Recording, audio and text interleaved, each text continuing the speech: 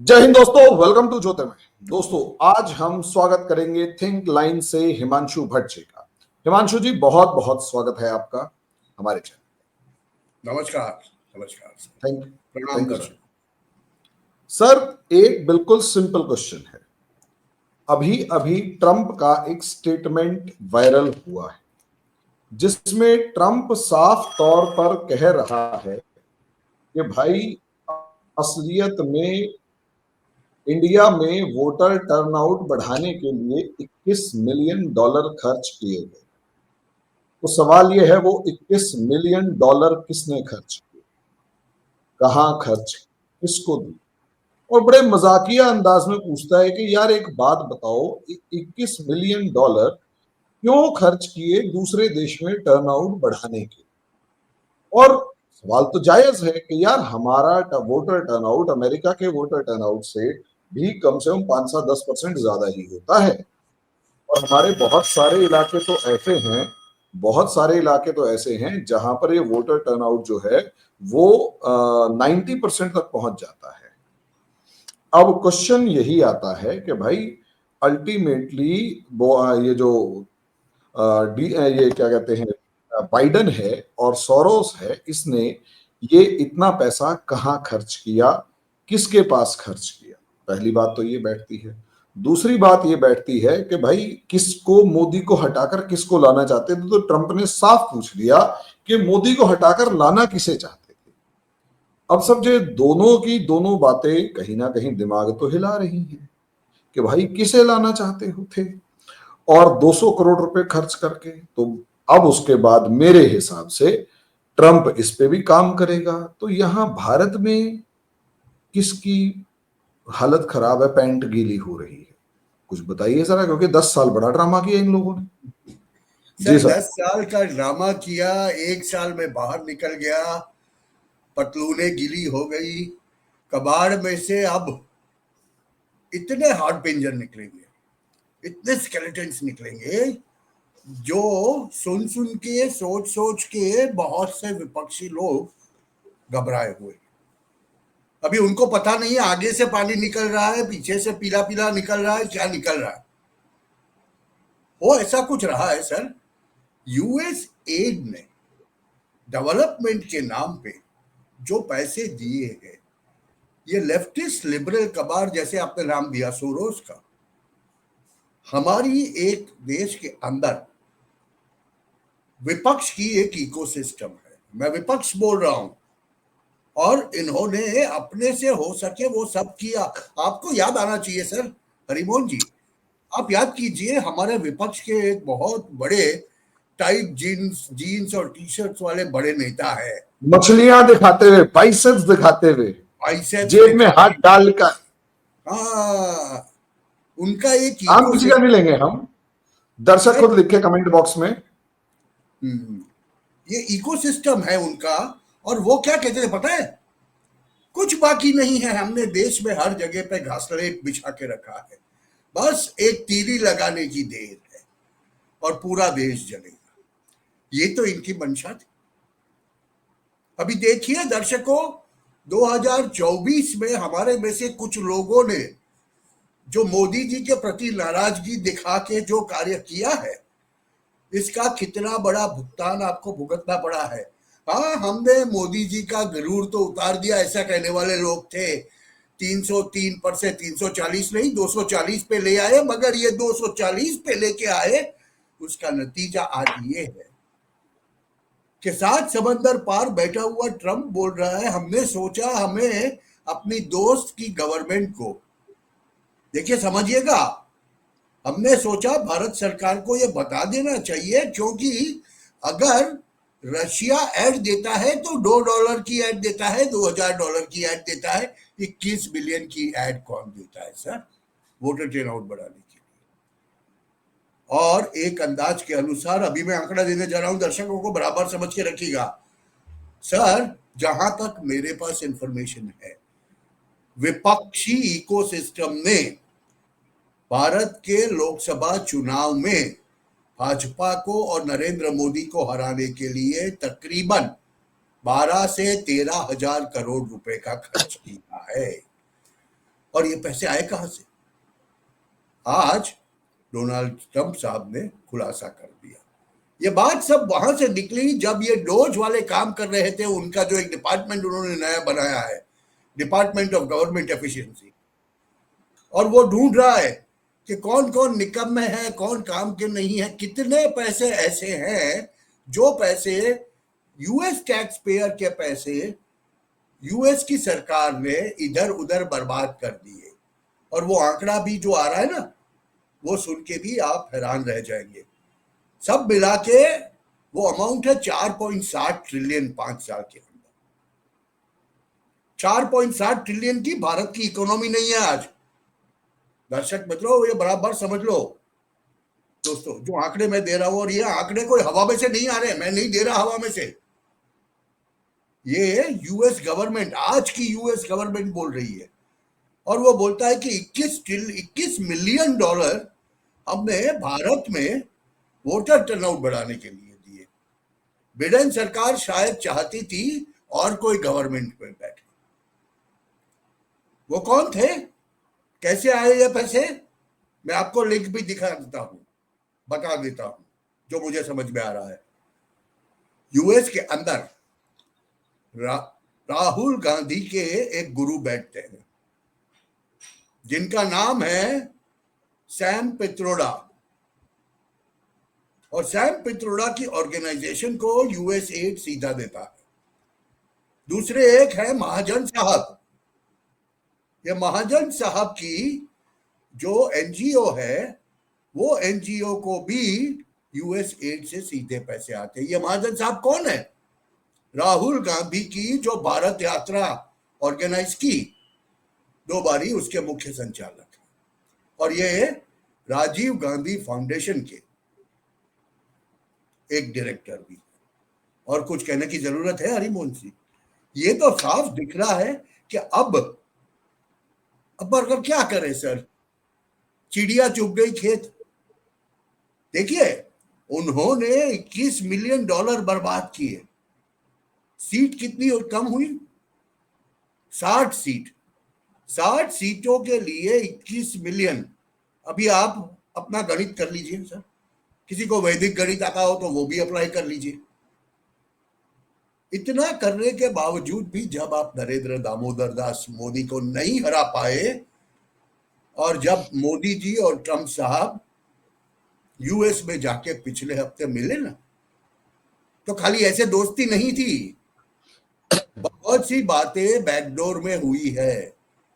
और अब गेम खुलना, पत्ते खुलना शुरू हुआ है। ये तो अभी पहला पत्ता है, जैसे कहते हैं टिप ऑफ द आइसबर्ग। ये तो पहली बात आई है। और अभी ये राहुल गांधी की पतलून गीली होगी, मफलर मैन अचानक गायब हो जाएगा, देखना आप मफलर मैन के बहुत बड़े हितेशु है सर, आप उनके बारे में बहुत वीडियोस बनाते हैं, तो आप भी बता सर बड़ा एंटरटेनमेंट खत्म हो जाएगा भारतीय राजनीति का। सर दिल्ली का एंटरटेनमेंट खत्म हो जाएगा, बड़ी नीरस हो जाएगी सारी व्यवस्थाएं। सर एक जोकर जाएगा, दूसरा जोकर आएगा, चिंता हाँ, क्यों? कोई ना कोई नया खड़ा कर देंगे। अभी बिहार का चुनाव आ रहा है, बिहार में और एक मफलर मैन तैयार हो रहा है सर। हाँ, एक तगड़ा ही तैयार हो रहा है वहां पे। तो ये मफलर मैन और ये हमारे राहुल बाबा की एक सिंडिकेट जो थी, लोग समझेंगे ये जो क्या सिंडिकेट बात कर रहा है, ये कोई पागल आदमी आ गया लगता है सर आपके चैनल पे। मगर बात ऐसी नहीं है सर, जो दिखता है वो होता नहीं, जो होता है वो दिखता नहीं। और अंतरराष्ट्रीय कूटनीति के अंदर, दर्शकों आप समझ लो, अंतरराष्ट्रीय कूटनीति के अंदर मैं बहुत स्पष्ट रूप से कहता हूं कि it has been from last at least 15 years, 2008 से लेके आज तक भारत के अंदर कम से कम 2 ऐसे शख्स हैं जिनको प्रोजेक्ट करने की कोशिश डीप स्टेट द्वारा करवाई गई है। और भारत का एक पूर्व प्रधानमंत्री, जिसे हम गहरा राज्य कहते हैं, गहरा राज्य की काउंसिल ऑफ 300 में था। ये बात भी बड़ी सही है। अभी सर ये बातें जब आप जानते हो, क्लब ऑफ रोम की लोग बात करते हैं, पहले हम उनको षड्यंत्रकारी कहते थे।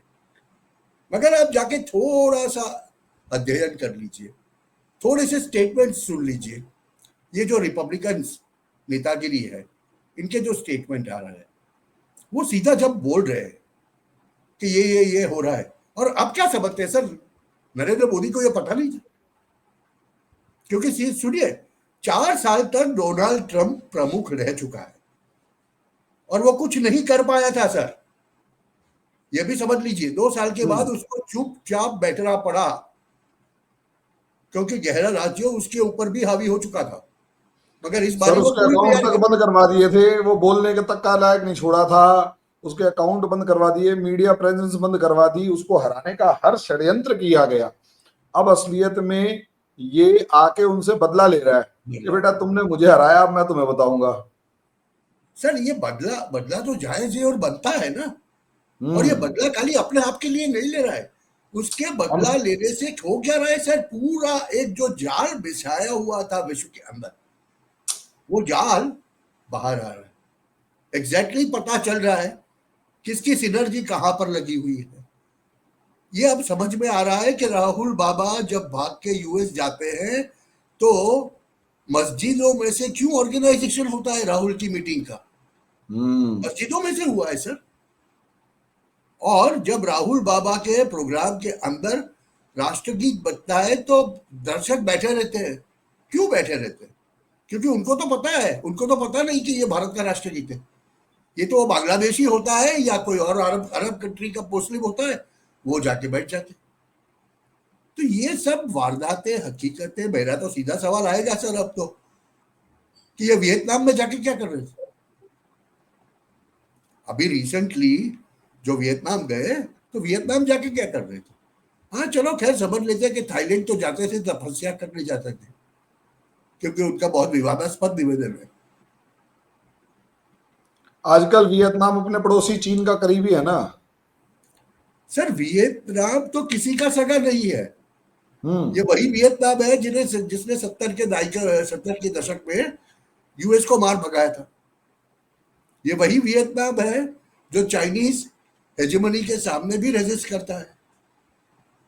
तो वियतनाम तो इतने तो सा, जैसे मुझे अभी भी याद है वो वियतनाम के मुख्य प्रधान का, या जैसे कहे हम वियतनाम के नेता का, वो निवेदन दिल्ली के अंदर दिया हुआ।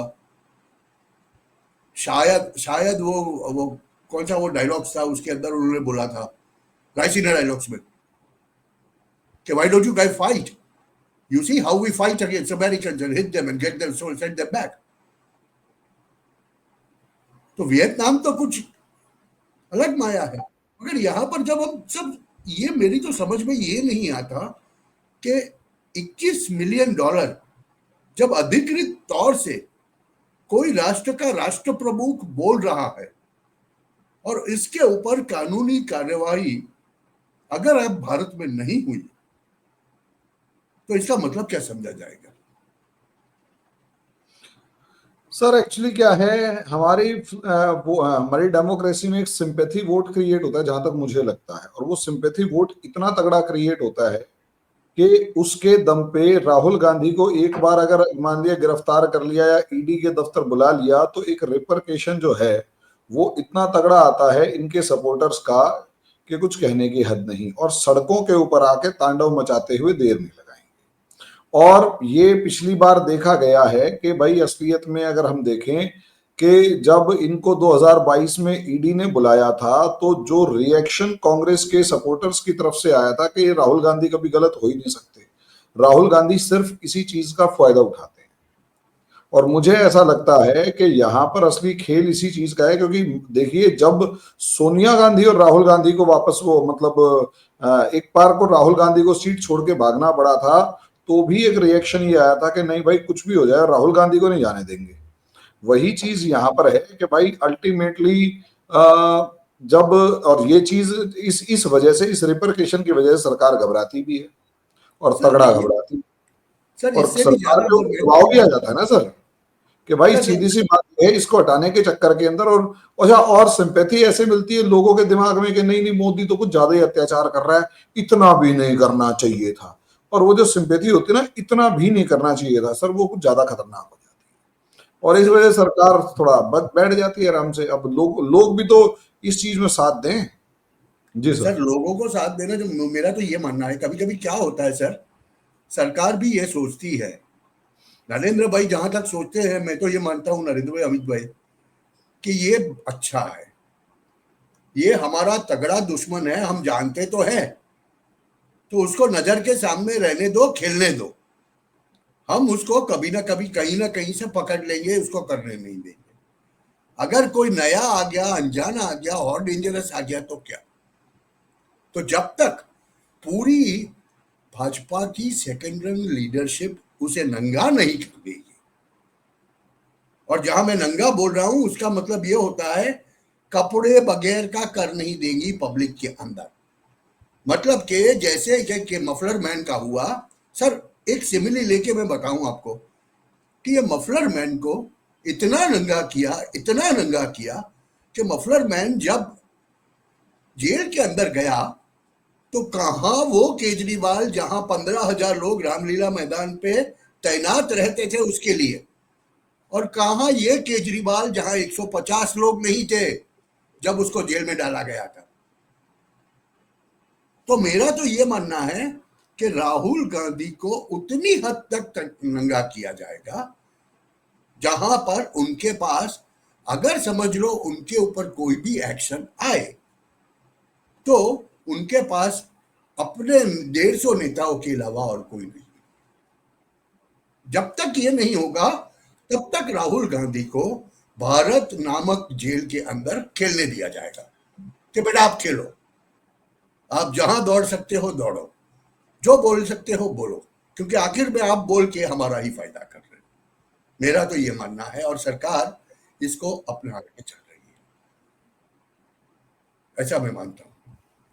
सर आप जिस तरीके से बता रहे हैं वो तो कहीं ना कहीं, और ये एक बड़ा सिनारियो क्रिएट होने वाला है भारत की सरकार में। अब संसद का जो दूसरा सत्र चलेगा अभी फाइनेंस बिल का, उसके अंदर तो अब अभी तक तो विपक्ष आक्रामक होता था, होए होए ये कर दिया वो कर दिया। विपक्ष नहीं, अब ये सरकार हमलावर होगी कि पहले ये बताओ वो 200 करोड़ सालों तुम में से खाए किसने। मुझे ऐसा लग रहा है। तो अब देखते हैं यहाँ क्या होता है। और अब सिनारियो और ज्यादा तगड़ा क्रिएट होने वाला है, जो मुझे ऐसा लग रहा है कि बहुत तगड़ा क्रिएट होगा सिनारियो। खैर सर आपने टाइम दिया उसके लिए बहुत बहुत शुक्रिया। उम्मीद करता हूं आगे भी हमें आप ऐसे ही टाइम देते रहेंगे। अभी हम इस डिस्कशन को यहीं तक रखेंगे, अगले वीडियो में अगले टॉपिक पर डिस्कस करेंगे। जाने से पहले यही रिक्वेस्ट करेंगे, हिमांशु सर का चैनल है थिंक लाइन, उस पर बड़े ही इंटेलेक्ट लेवल की डिस्कशंस चलती हैं, उसे भी लाइक करें, सब्सक्राइब करें, शेयर करें, बेल आइकन जरूर दबाएं। और हमारे जो चैनल्स हैं ज्योतिर्मय ग्लोबल और कर्मण्य, तीनों को लाइक करें, सब्सक्राइब करें, शेयर करें, बेल आइकन जरूर दबाएं। Thank you sir, thank you very much. नमस्कार। नमस्कार।